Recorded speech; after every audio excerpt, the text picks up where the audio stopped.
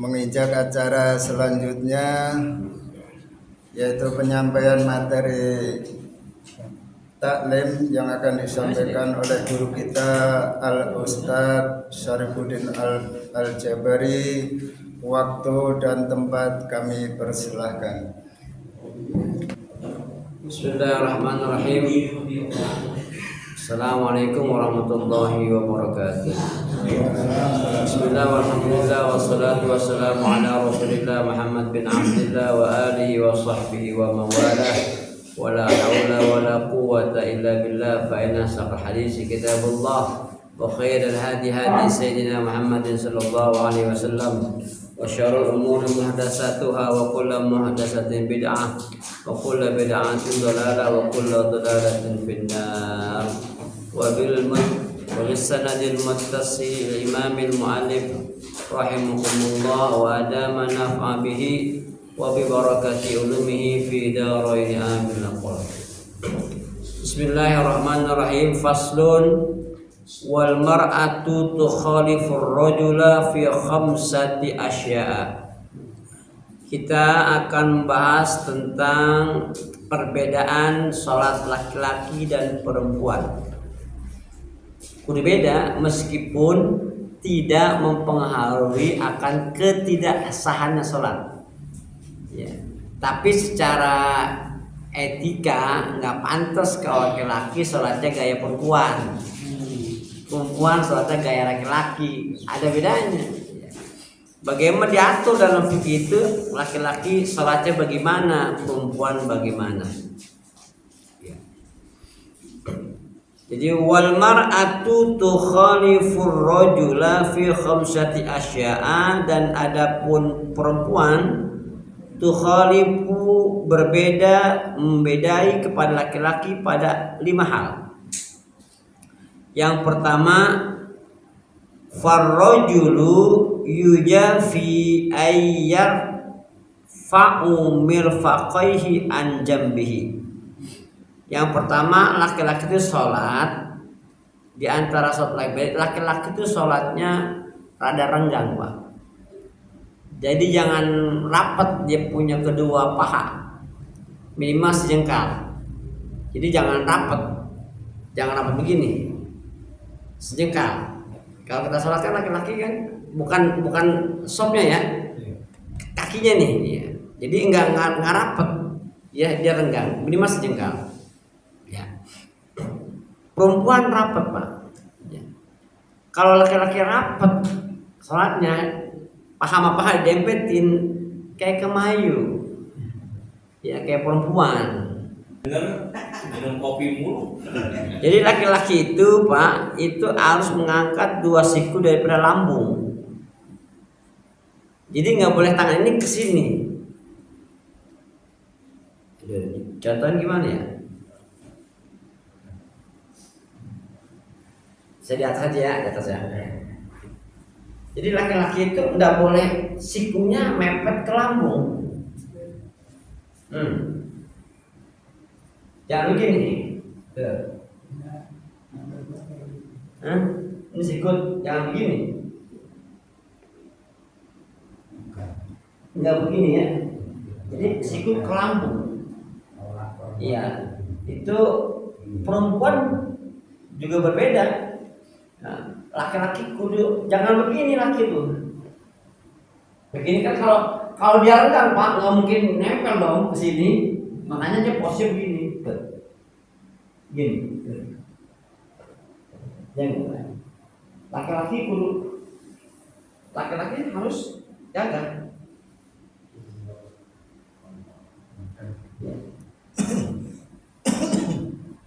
Posisinya gimana? Posisinya baik dalam ruku maupun sujud.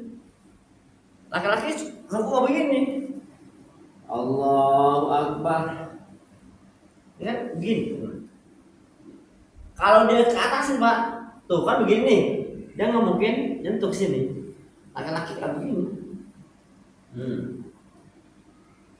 Nih, kalau laki-laki begini, berarti dia kalau ibadah begini susah, jadi maksa. Tapi kalau dia begini, tuh, jangan.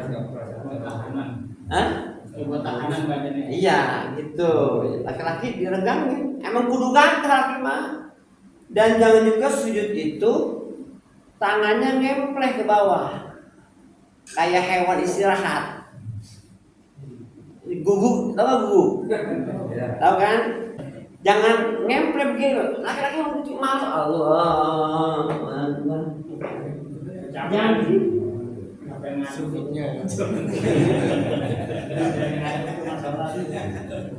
Ya, jadi harus renggang laki-laki ya. Yang pertama, kalau perempuan rapat Pak, perempuan Allah rapat Pak. Ya. Boleh nggak perempuan begini? Boleh. Ini bukan repot Pak kalau begini Pak. Ya kan? Gitu. Itu harus ada bedanya meskipun itu tidak berpengaruh ketidakadilan sholat enggak. Ya. Tetapi itu nggak sesuai.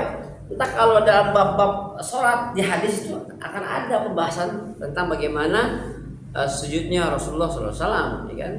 Dan hadis yang menjelaskan bagaimana sujudnya seorang wanita. Nah, itu ada. Kalau fikih ini kan penjabaran dari hadis ya.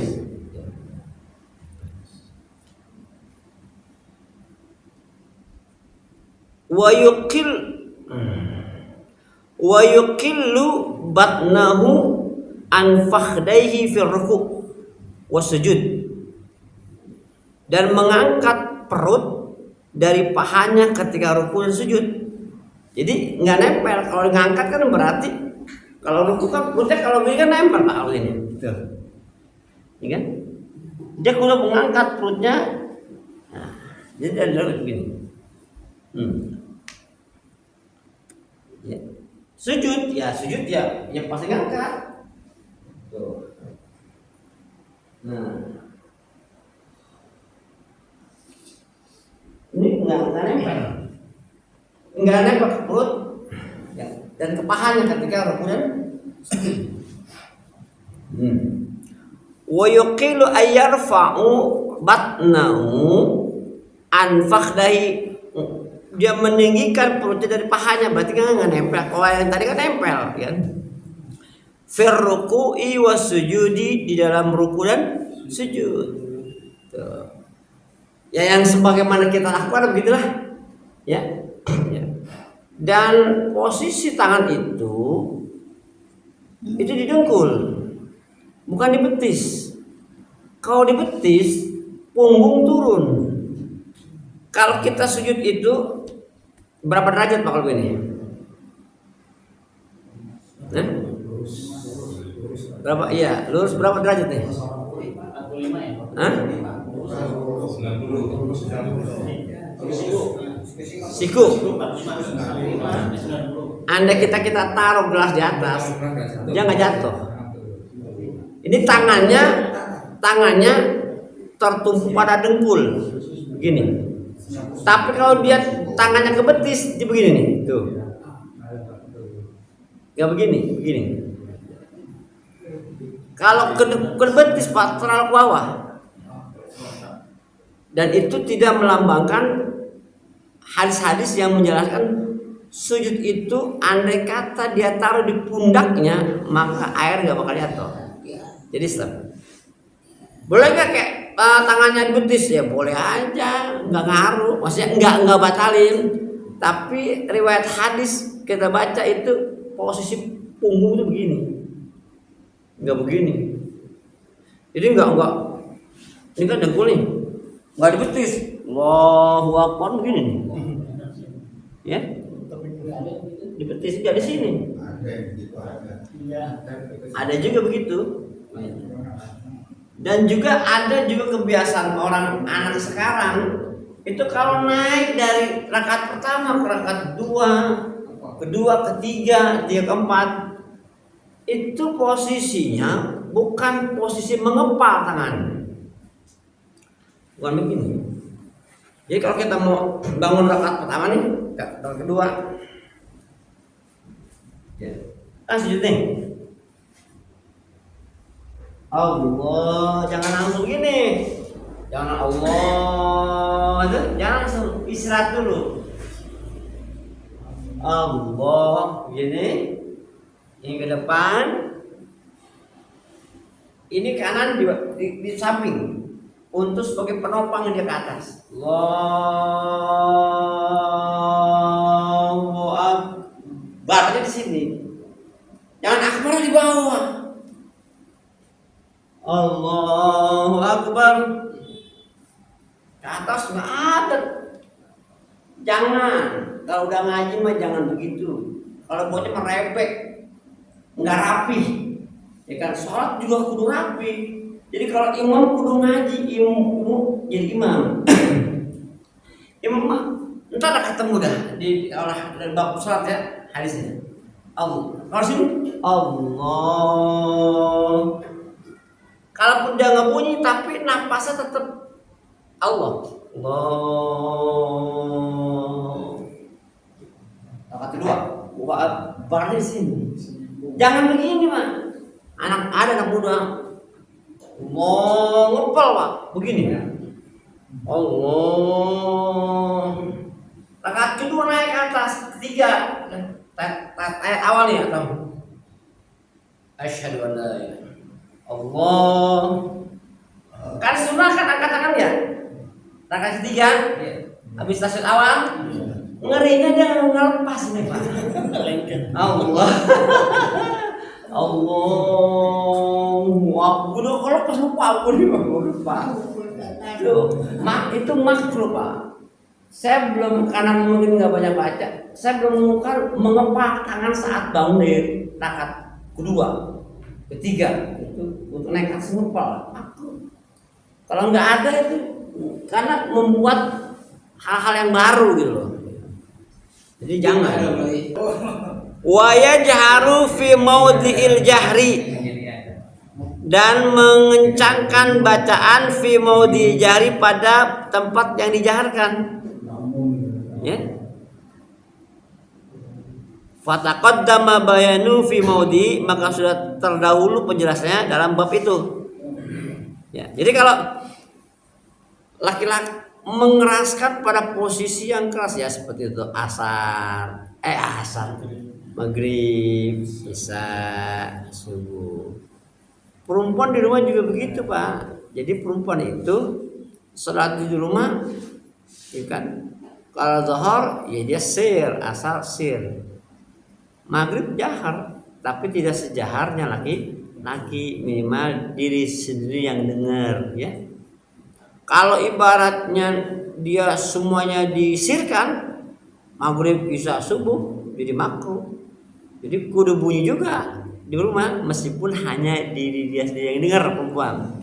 Bismillahirrahmanirrahim.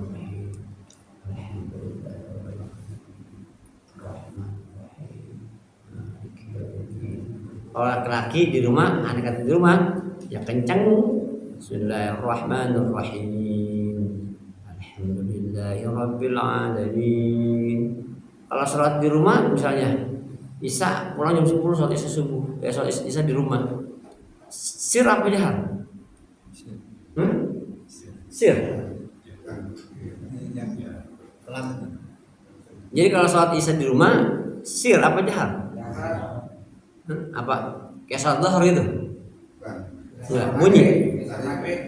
Kayak maghrib. Iya. Bukannya sir.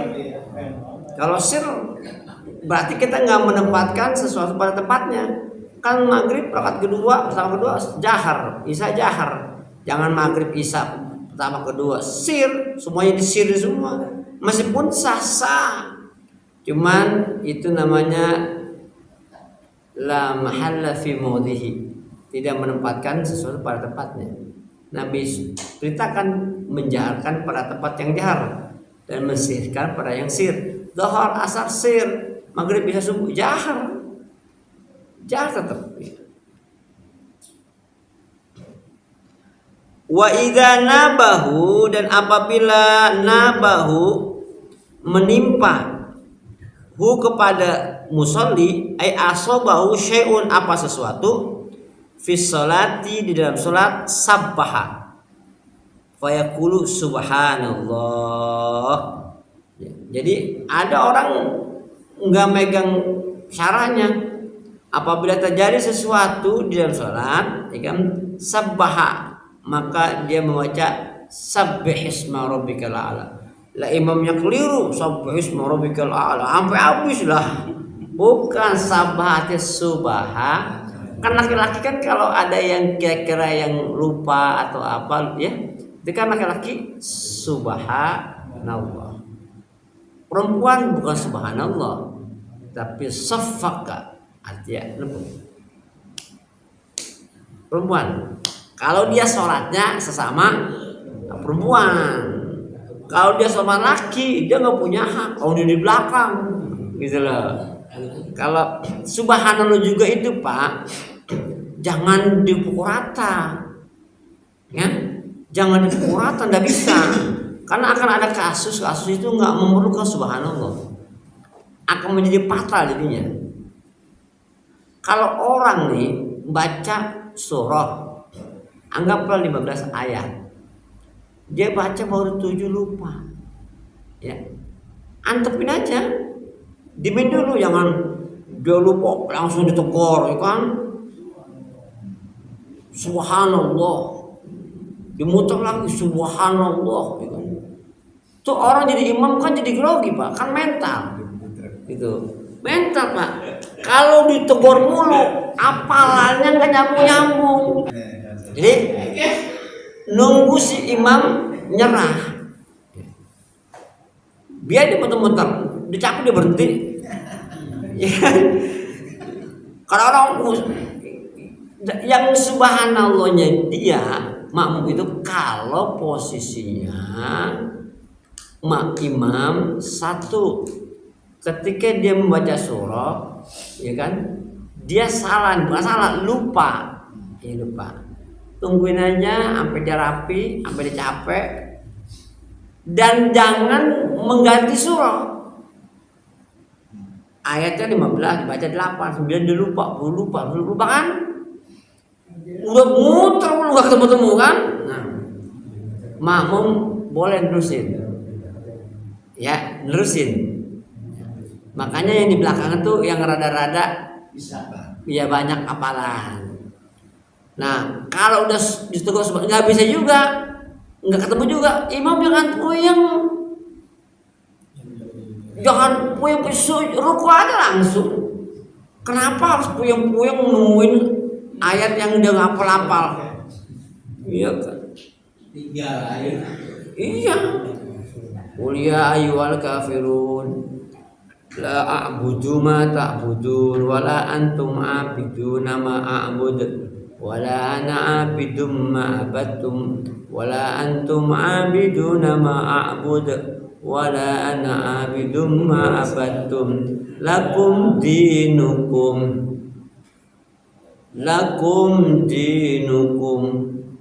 makmum kan masa kagak apa sih gitu, lakum dinukum waladdola, jauh mana-mana. Jadi jangan puyeng, nggak apal nih, nggak ketemu ruku, udah jangan ganti surah. Saya yakin kalau ganti surah kulhu, iya kan? Iya. Bismillahirrahmanirrahim. Sudah doa lagi kan? Bismillahirrahmanirrahim. Kulhu Allah, kata malaikat, gua udah tahu bacaan lo kulhu. Jadi kan nggak perlu, jangankan 8 ayat, 1 ayat juga cukup, ya kan? Kan 8, 7 banyak, ya kan? Dia bingung nyari sesurahnya ketemu, ya kan? Dua surah Bismillahirrahmanirrahim, nggak usah, 1 ayat juga cukup, sah. Waladhdallin, amin. Bismillahirrahmanirrahim. Yasin. Kata jamuannya, waduh, abang-abang pesantren, Yasin lagi, ternyata Allahu Akbar, boleh. Rawat kedua, waladhdallin, kaf ha ya ain shad. Kata yang bilang panjangan lagi namanya. Allahu Akbar, boleh. Enggak nun. Rawat kedua, alif lam mim hamim. Ada imam bacanya kagak ada yang lain Pak. Iya. Huruf-huruf muqatta'ah. yang terputus. Rakaat pertama alif lam mim Allahu akbar. Rakaat kedua hamim Allahu akbar.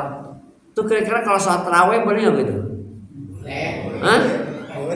Boleh. Gayanya doang alif lam Allahu akbar yasin Allahu akbar kan. Katanya gua kata lanjutin katanya. Boleh. 8 ambil aja harful muqatta'ah, putusan gitu. Nun, mim, Allahu akbar. Rakaat kedua apa? Yang kedua apa? Alif lam mim Allahu akbar.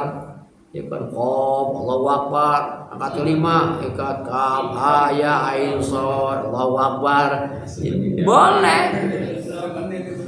Gitu. Kira-kira ibu-ibu seneng nggak? Seneng. Bukan ibu-ibu ya, semua juga senang kan? Sudah agak lama.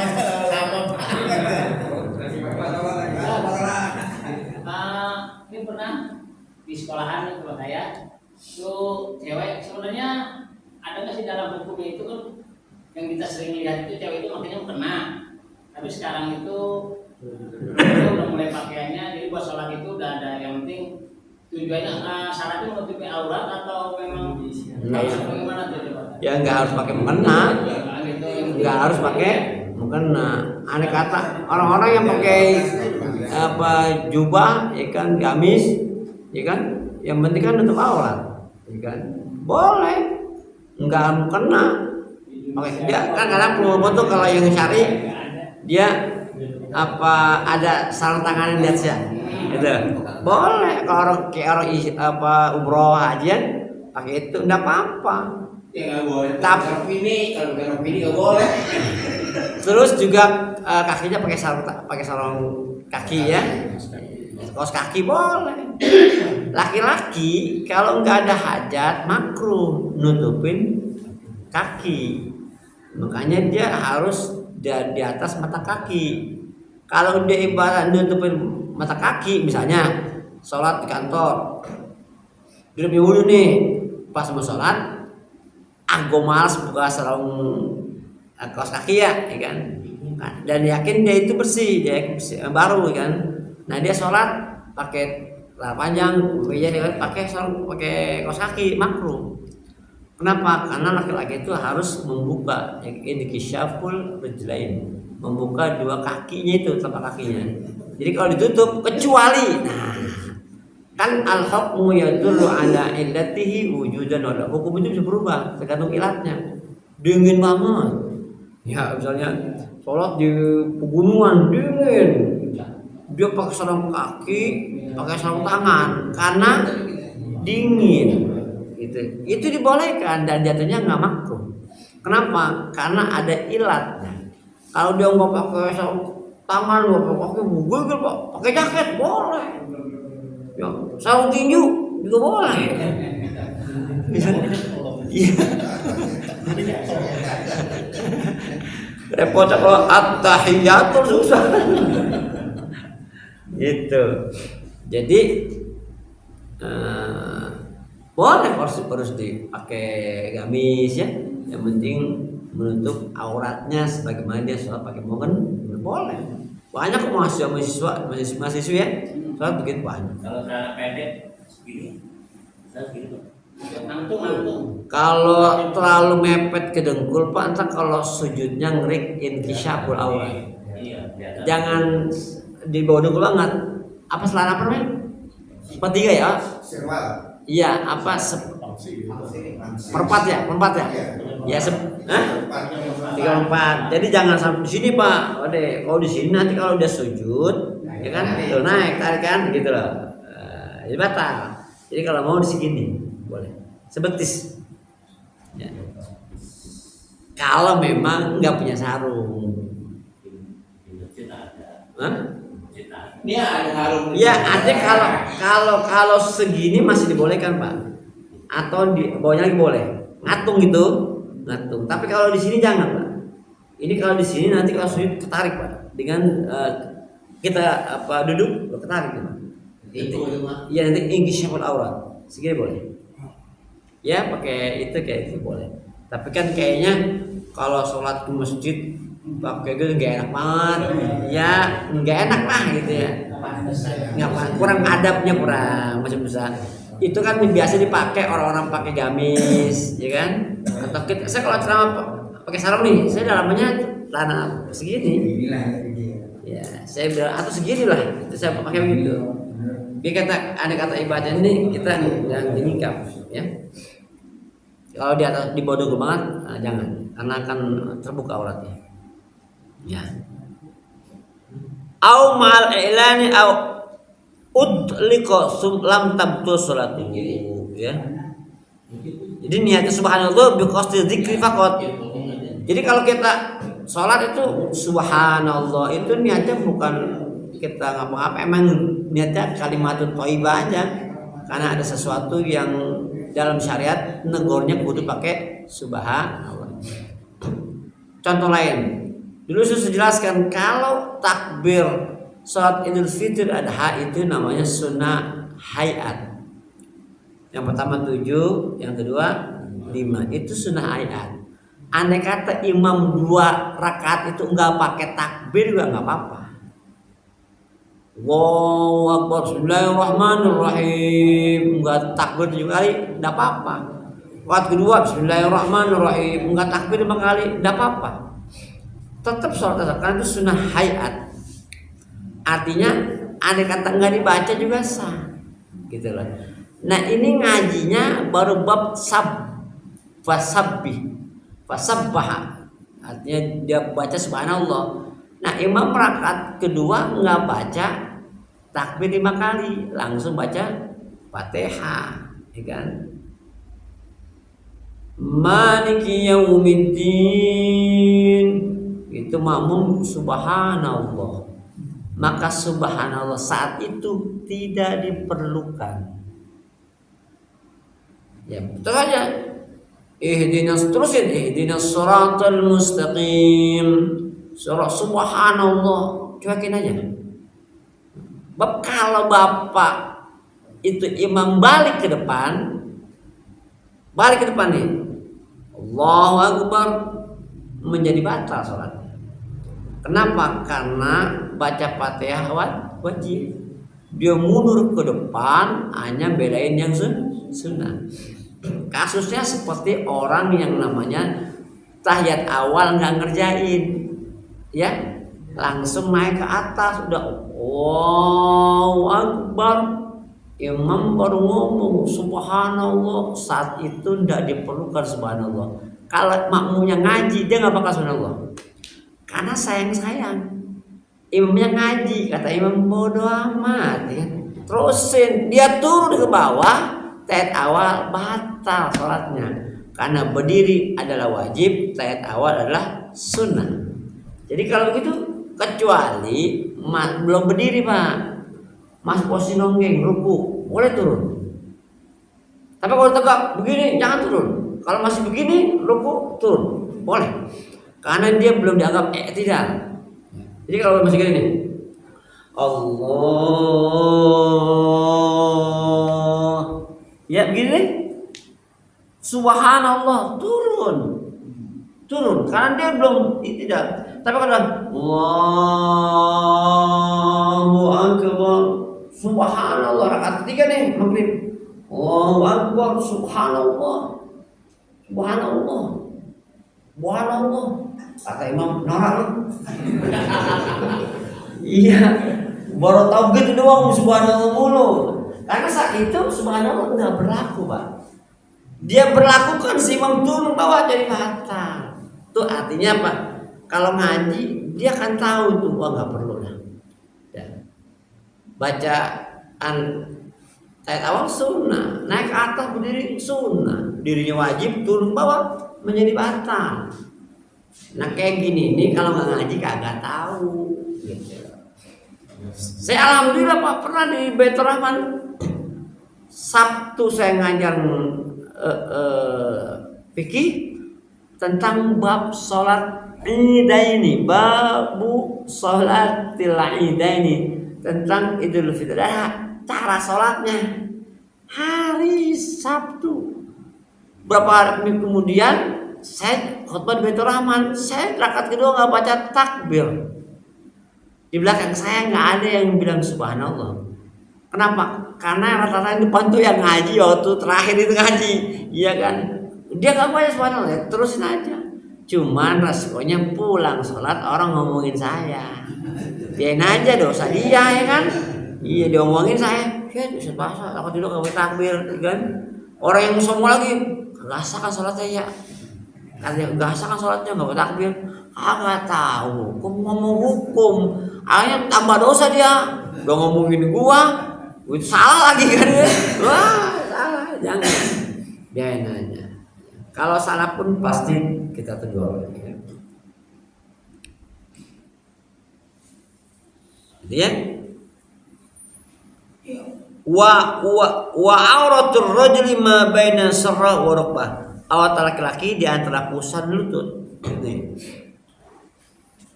Nih. Ini kan pusar nih, ya. Ini pusar nih. Ma baina sarra wa rukbah, dua lutut. Berarti lutut ke atas sampai pusar aurat. Mananya apa? Mananya di dalam sholat ataupun di luar sholat tetap jadi aurat. Tetap jadi aurat. Jadi kalau orang-orang yang kalau bisa dan harus bisa, jangan mempertontonkan aurat. Belanja seuduk, kan? Pakai tangan pendek, kan? Di atas dengkul laki-laki, enggak apa-apa, tapi itu aurat. Itu aurat, Pak. Enggak apa-apa, Ustaz, sama-sama laki-laki ini, enggak boleh. Iya. Mandi bareng laki-laki enggak boleh. Apalagi mandinya telanjang bulat, enggak boleh, haram itu. Kalau sama laki-laki, sama aurat itu nggak boleh diperlihatkan meskipun sama-sama jenis. Dulu saya di pondok Pak Jawa Timur, saatnya 7.000. Tuh Bapak bayangin ngantri sebagaimana ngantri. Santrinya dulu saya tahun 88 itu udah 7.000 Pak. Lakinya 4.000, kemudian 3.000. Itu ngantri Bapak, 4.000. Ngantri itu rata-rata satu kamar mandi tuh dia namanya kayak jeding, sama jeding kayak rumah apa kamar mandinya orang Betawi dulu kan kolamnya panjang gitu loh, itu bisa panjang 100 meter Pak. Rata-rata sekamar minimal 3, itu pun pakai sarung gitu, sarung pakai sarung kayak gini mandi kan. Gosoknya ya gosok gini gitu, enggak ketelanjang bulat, enggak. Saya dulu pakai sarung dan saya pakai marah, nggak boleh haram. Itu baik Pak, kalau 4.000 Pak kali mandi itu, lama banget Pak. Itu makanya kita kalau mandi gitu mendingan jam 3 sekali mandi, nggak berebutan. Pagi itu kan, kalau udah ini baru nggak keluar Pak. Dan di sana itu saya airnya licin Pak, karena kan dekat pantai. Probolinggo itu Paiton itu kan dekat pembangkit listrik, itu airnya tawar Pak. Jadi kalau kita nggak pakai kapur, kita pakai sabun Pak, kagak sampai 2 hari malam nggak bakal keset Pak, licin. Jadi saya beli kapur untuk nyirih. Beli Pak, jadi ketika kita ember masukin kasih kapur Pak, jadi keset. Kalau nggak gitu kan licin terus Pak, tambah lagi sabun kan, ambil lagi kan, nyampuk ya. Itu nggak boleh. Jadi aurat laki-laki itu ma baina sarra wa rukbah. Kalau di rumah, dalam rumah nggak apa-apa. Ya. Wal mar'atu, jam berapa nih? Hah? Jam 7. Ada pertanyaan? Ustaz, Ya. itu yang kalau sholat pakai sepatu gimana Ustaz? Khauf. Salatul khauf. Pakai sepatu. Sepatunya. Salatul khauf apa salat pakai sepatu apa nih? Yang kita sholat waktu dalam perjalanan. Oh. Sholat khauf itu biasanya dilakukan itu satu musim dingin. Dan sekarang itu jarang kali yang hidup di tropis ya. Di tropis kayak kita begini kan ada panas, ada hujan, itu jarang ya. Kecuali di yang namanya di tempat-tempat yang dingin. Karena khauf itu biasanya dari kulit. Orang kalau pakai sepatu khauf kulit Pak itu hangat. Ya, makanya Bapak kalau pakai jaket kulit sama jaket yang biasa itu beda. Kalau jaket kulit asli Pak itu jadi apa ya, anget gitu lah. Tapi kalau ibadah di musim yang tropis itu kita jarang menemukan orang pakai khauf. Dingin Pak. Nah kalau dingin nanti ada babnya sih, bab belum pashul khufaini. Jadi dia dari kulit Pak. Jadi cukup kalau bagian kaki cukup aja dia membasuh bagian atas dan bawah sepatu itu. Tapi tetap aja harus kalau ada najisnya, boleh dibersihin najisnya, gitu kan. Jadi itu biasa dilakukan di cuaca yang memang tidak tropis, dingin Pak. Kan kalau kan sampai dia pakai sepatu khauf, pakai jaket khauf ya, apa pakai jaket dari domba ya, hangat kan? Nah iya begitu. Jadi itu yang dilakukan pada musim-musim dingin, bukan musim-musim tropis yang ada panas, yang ada hujan. Ya, nanti ada babnya bab khauf ya. Yang lain?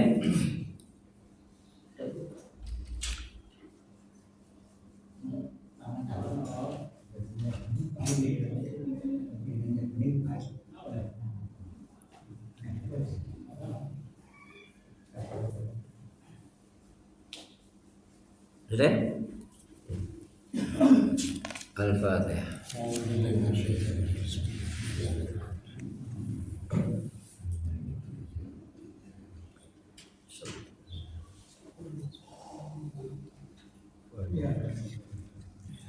اللهم بارك الفاتحة سر الفاتحة كرامة الفاتحة يا من أنزل الفاتحة اجعلنا من الأمة الصالحة وجميع ما نقول يا مجمل إن عليك الجمال جميل من الدنيا والآخرة خالد أبو الصلاة اللهم انفعنا بما علمتنا وعلمنا ما ينفعنا ربي زدنا علما نافعا وعملا متقبلا ورزقا حلالا طيبا كثيرا واسعا مبارك اللهم طول أعمارنا وصحي أجسادنا ونور قلوبنا ووسع رزقنا وإلى الخير قربنا وعن الشر إنك على كل شيء قدير دوام في أسمائك اللهم تحية فيها سلام وآخر دعواهم أن الحمد لله رب العالمين. السلام عليكم ورحمة الله وبركاته.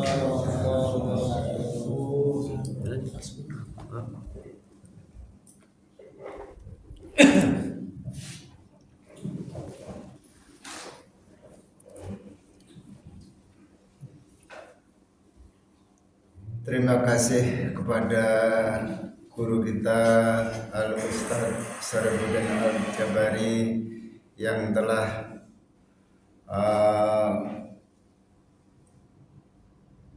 memberikan ilmu kepada kita semua. Mudah-mudahan semoga pelajaran ini bisa menambah rasa cinta dan takwa kita kepada Allah Subhanahu wa ta'ala. Kami selaku pembawa acara di pengajian malam Jumat ini mengucapkan mohon maaf yang sebesar-besarnya, kurang lebihnya wabillahi taufiq wal hidayah. Wassalamualaikum warahmatullahi wabarakatuh.